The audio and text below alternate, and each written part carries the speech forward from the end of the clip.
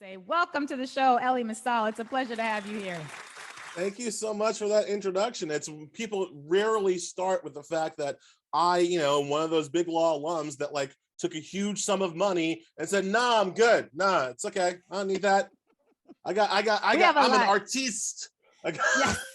I have passion for the people. I cannot do my passion while I am working here. Nah, I am also a big law alum. I survived it. And so I share many of your interpretations of what that means and how we see the world. But your book, Allow Me to Retort, basically is summed up in just a few words. The Constitution is trash. And folks, that is a direct quote. And I love this because when I was in law school, I used to use this phrase, it's a pack of trash. It's a pack of trash. It's a phrase I took from when I was an undergrad. And for me, the Constitution Law School, other than Derek Bell's class and Peggy Cooper Davis' class and Brian Stevens' class, is pretty much trash.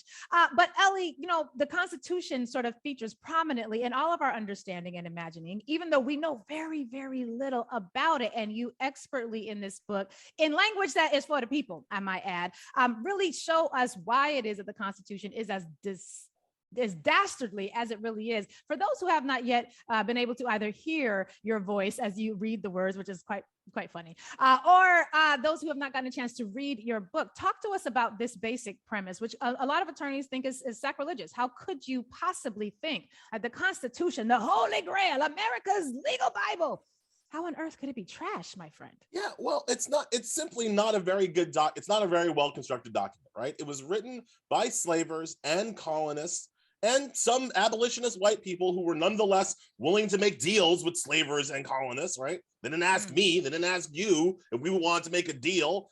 It's not like they went to a black person and they were like, "Oh, well, what do you think about this old Constitution?" It's like, "Well, massa, like my grandpapa always said, no taxation without representation for massa." Like that's not what happened, right? We weren't brought into the fold with that, right? And then even if you say that, oh, well, it's been amended or it can be amended, yeah, I agree. Amendments, they're awesome. Look what white people do to those amendments, right? Look at the 15th Amendment. Have the 15th Amendment that says you can vote regardless of race, color, or creed. That was new because the original trash Constitution didn't include that. The 15th Amendment, the trash 15th Amendment, didn't include women. That was stupid, right? It took another 60, 70 years to include women in that, but fine. 15th Amendment, great amendment, right? What do white people do to it? They stick it in a drawer and ignore it for 100 years. Like if the Constitution was good, these things wouldn't happen, right? So the structure of the government as it is laid out is pretty obviously bad in places. Like there's no reason why land should have more voting power than people. That's dumb. But overall, look, there are ideas and ideals in this Constitution that are quite nice. Free speech, couldn't have a job. Sounds like a good idea, right? We have not lived one day in this country where all of the ideas and ideals of the Constitution were applied fairly and equally to everybody who lives in this country. Not even just to see what it would feel like, right? We haven't had a single day. Just to try it out. Just to try it out. Just to see what it would be like. You try a popsicle, as opposed to icy. Nope. We're not going to actually try making everybody who is eligible to vote register to vote and then having them vote and have those votes counted. We've not done that for a day. That's our universal suffrage, right? So like there are a bunch of concepts here that, again, kind of sound good in the abstract, but when they actually wrote it down and thought about how to apply it to everybody, they failed. It was a failure. And it's so obviously a failure that less than 100 years after they ratified it, we had to fight a war. Wow.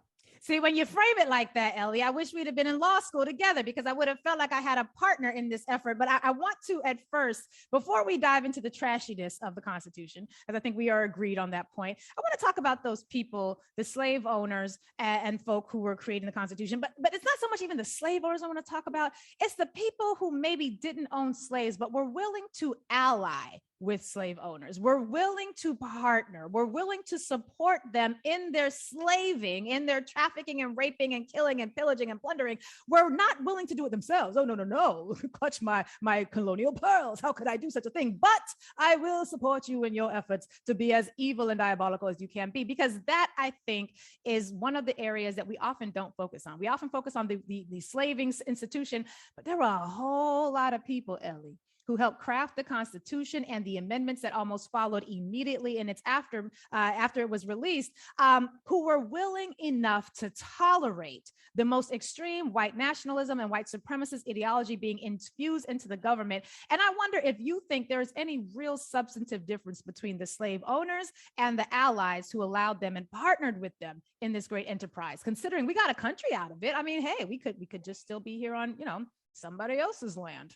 It's a pushback, actually, Lurie, that I've gotten a lot from people when I say the Constitution is not good. They say like, oh, well, we couldn't have had a government without the deal that we made with the slavers. Couldn't have gotten it done. And that's why I say, like, again, do you talk to the slave? Do you think the slave cared whether they were being oppressed by King George or, rapey McWhite man? And Mrs. like, no, it didn't actually matter which white man was doing the raping and the pillaging and the murdering and the beating, number one. And number two, the idea that these people who made the deal were secretly anti-slavery, well, then they really could have written a document that didn't give so much power to the slavers, right? They really could have done various things to make it so that it wasn't so easy for the slavers to have kind of the kind of power that they had that could basically only be overcome through war, right? So like, again, I've already mentioned it, but if you look at the Senate, right, like the Senate is structured so that white minorities always have a say in the government. It's literally there because the less populous southern states wanted to compete politically with the more populous northern states, and those northern allegedly non-slavers were totally willing to go along with that. That's dumb, right? There are other aspects where like you could have pulled, sorry, so just to finish the thought on the Senate. And then as much as people say like, oh, well, the Constitution could be amended, and that's great. Article 5 of the Constitution, which is where the amendment process is, specifies that the equal suffrage in the Senate, the fact that Mississippi gets as many votes as New York, that Montana gets as many votes as California, that part cannot be changed through amendments. That's the one thing that you can't change through the amendment process in the Constitution. So again, these slavers knew what they were doing, and their allies in the North knew what they were doing. What they were doing was trying to erect a Western slave empire in the New World, and they functionally did it. And the only thing that has stopped them from doing it has been the relentlessness of everybody else, the relentless fights and demands and arguments from enslaved people who refuse to accept that, right? The relentless demands of women who refuse to accept second-class status. That's what's saved this country from its intentions. You have said a lot in this book as well about the role of emotion. And that really struck a chord with me, because one of the challenges I have experienced as an attorney, both as a law student and as an attorney since, has been an almost instant discrediting of or an undermining of an argument that is totally valid in and of itself. It stands on its own, the four corners of its legs, it stands on equally. But as soon as you allow emotion to overtake the voice, or if you are passionately enunciating the words and you're emoting the way that, Black people, we tend to emote, we tend to do all this, and y'all can't see what I'm doing right now, but it's the waving of the hands. We tend to really embody the arguments we are making. And one of the things I found is that in white legal culture, that emotion, that display of passion passion almost serves to undermine what is perceived to be the validity of the argument, which is one of the reasons why many of us focus on code switching and taking slow, deep breaths so that we are able to challenge and control our breathing. Because we don't want to have our passion be mistaken for an ill-informed argument. And one of the things I've had to repeatedly tell people is, please do not mistake the emotion that you hear right now for a logically invalid discussion. That is how I emote. But talk with us about the way that the culture of whiteness within the legal community can have a stifling effect on Black joy, yes, but on Black expression and resistance when it comes to engaging in legal battles. Because when you say the Constitution is trash, as a Black lawyer, that makes perfect sense to me. And yet it instantly can create barriers within the white legal culture, which is I would say, a white supremacist legal culture, and can create barriers between groups who are trying to move forward. What do you say to the people who say, but Elie, I want to support you, but you're just so passionate? Right, just so, well, I love passionate I can deal with, because usually I want to support you, but you're just so angry. And I like to say, well, you'd be angry too if people would stand up in your face and argue that your slavery is but one legal option among many. And so that's where I start. It is so easy for white people to be dispassionate because it's never their rights and their lives that are on the line, right? Nobody's arguing dispassionately that maybe we should have some white slavery for a couple of hundred years and see how that works out. Nobody says that. That's not a valid legal argument. Maybe we should just run around and find all the land that whites have and take it, right? When in the countries, in the African countries that do that, you see some passionate white people who suddenly have passionate ideas about what the law should and should not say, right? I start from the premise that the lack of equality is not an option, right?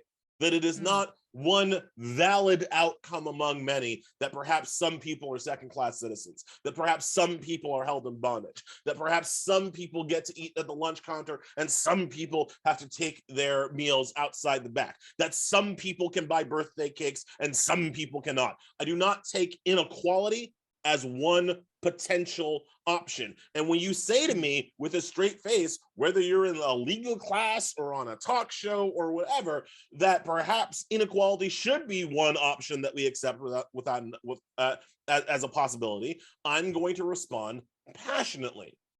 Within the bounds of everybody being equal, I can respond as dispassionately as the next guy. Oh, I think there should be a 37% maximum tax rate on capital gains. Well, you know, Jim, I think it should be a 27% max. Right? I can do that, right? But if it's like I think women should be after they get raped, I think they should be held as incubators with mouth parts for at least 9. No. We're not gonna do that. That's crazy. So that you know, but it is a thing. You're right that it's a thing that I think a lot of African Americans, a lot of women have to overcome in the legal profession, and it's one of the reasons why I have kind of shaped my career in the way that it has. I'm interested in the courts. I'm a court watcher. A lot of people like us, a lot of Black people, who go through the legal profession, when we come out of big law, when we realize that making a lot of money isn't for us, for some reason, you know, we go towards socially impactful work. We'll do criminal defense, we'll do justice work, we'll do activism and organizing, right? We don't tend to go back into kind of the whitest version of the profession, which is the Supreme Court, right? And I kind of went back into it because I felt like our voices needed to be heard in that space, right? When somebody is explaining to you what the Supreme Court just did, it shouldn't just be, you know, Jeff Toobin and Nina Totenberg, and these are people that I like for the most, you know, these are good people for the most part, but moving on, right? And like there should be somebody who's maybe not white in there trying to explain to them what a law or an opinion or a decision actually means on the ground for people, because it's my rights that are more likely to be on the line than theirs are.